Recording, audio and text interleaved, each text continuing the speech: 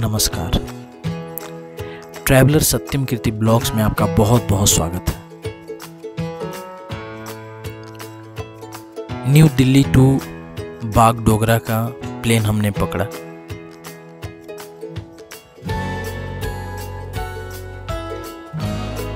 और first day Siliguri में stay करके next day Siliguri to Darjeeling के लिए रोड ट्रिप हमने स्टार्ट की।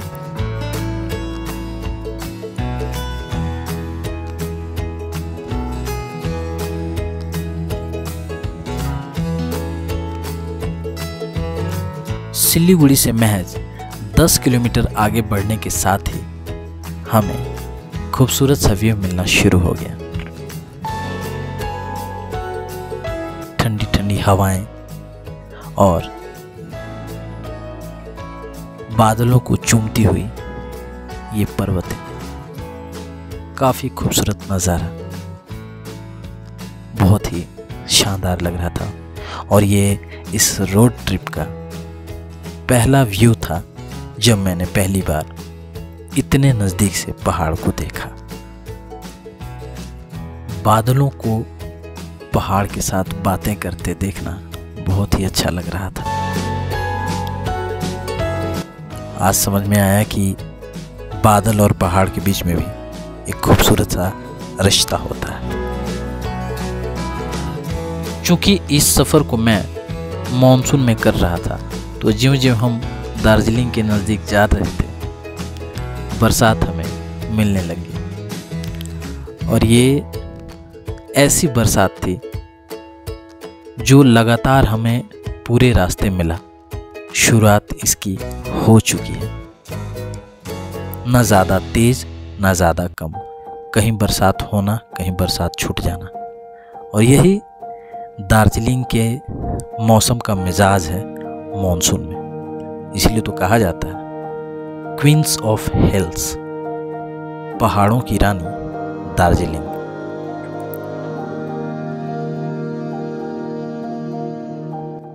दार्जिलिंग की सड़कें काफ़ी नैरो हैं, काफ़ी ज़्यादा संकीर्ण हैं। बावजूद गाड़ी की जो रफ्तार है वो बनी हुई थी जस की तस।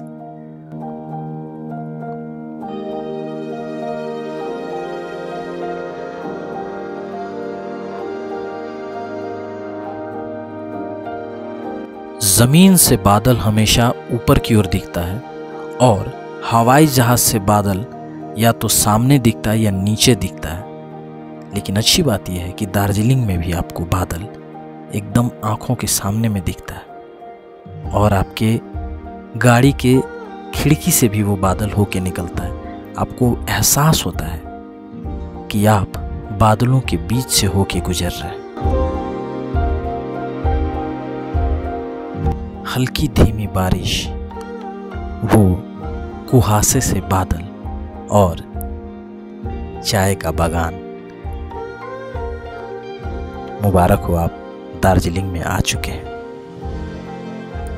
दार्जिलिंग केवल पहाड़ों की रानी है इसलिए यही फेमस नहीं है, बल्कि दार्जिलिंग में सबसे उच्चतम क्वालिटी की चाय का उत्पादन होता है, जिसको ब्लैक टी बोलते हैं। और ये पूरी दुनिया में मशहूर है दार्जिलिंग टी के नाम से। ये कारवां बढ़ते रहा और हमें मिला दार्जिलिंग का सबसे फेमस टॉय ट्रेन का पटरी। ये रोड के साथ साथ ही चलता है। कल्पना कीजिए कि एक तरफ गाड़ी चल रही होगी और उसी के साथ साथ ये टॉय ट्रेन भी। कोरोना की वजह से इसे कुछ समय के लिए बंद कर दिया गया था, इसीलिए हमें टॉय ट्रेन तो नहीं दिखी, लेकिन रेल की पटरी जरूर दिखी।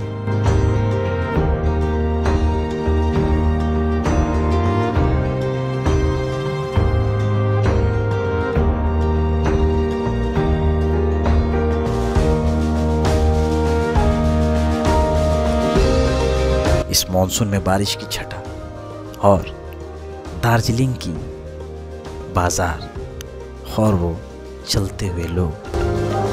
कारवां बढ़ते रहा और हम पहुंच गए। घूम रेलवे स्टेशन।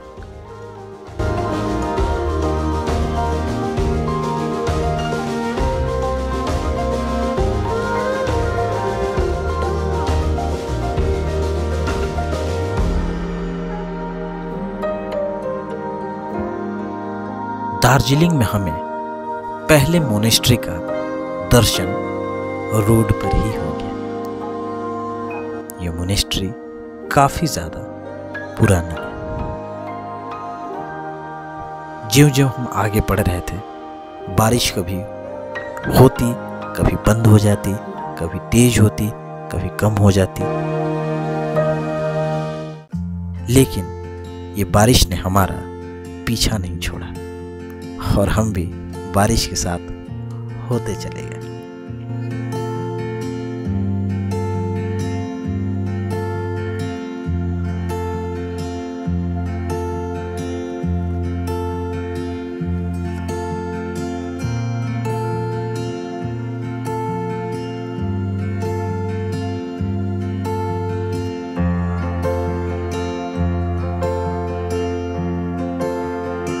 कारवां बढ़ते रहा और हम लगभग दार्जिलिंग का 90% सफर तय कर चुके थे।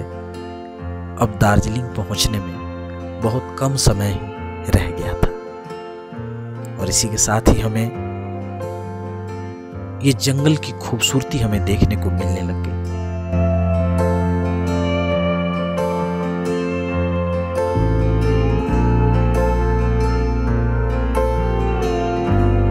अब हम पहाड़ की इतनी ऊंचाई पर पहुंच चुके थे जहां ऊंचे ऊंचे पेड़ तो थे ही, बादल भी ऐसा जान पड़ता था जैसे हमारे साथ ही चल रहा हो। और जिस तरीके से हम ऊंचाई पर पहुंच रहे थे, ऊंचाई के वजह से कान बीच बीच में बंद हो जा रहा था, जो कि आम बात है।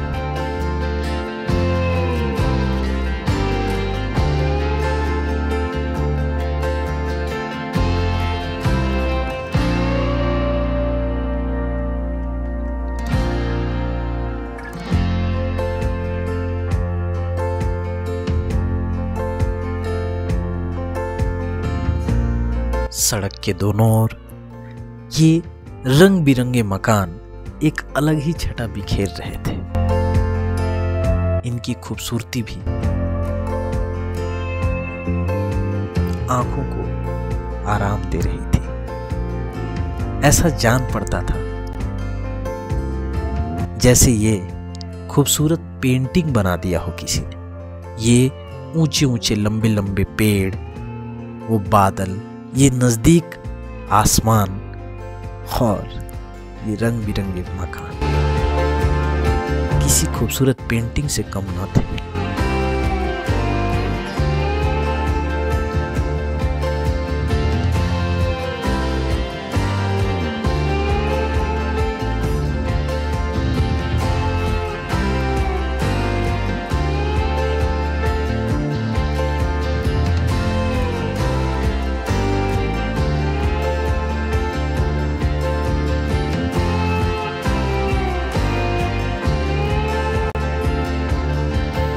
इन वादियों में हम ऐसे बहते गए कि पता ही नहीं चला दार्जिलिंग हम कब पहुंच गए।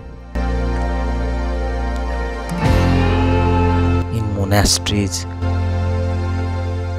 खूबसूरत मकान, एक दूसरे के साथ रेस करती हुई ये गाड़ियां,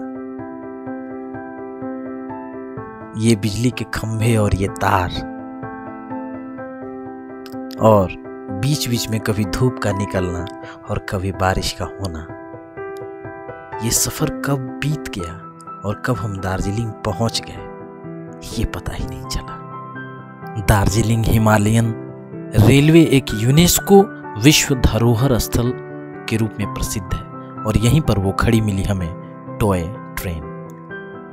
और इस प्रकार हम अपने होटल रूम में पहुंच चुके थे और रात का ये नज़ारा हमने अपने मोबाइल से कैद किया।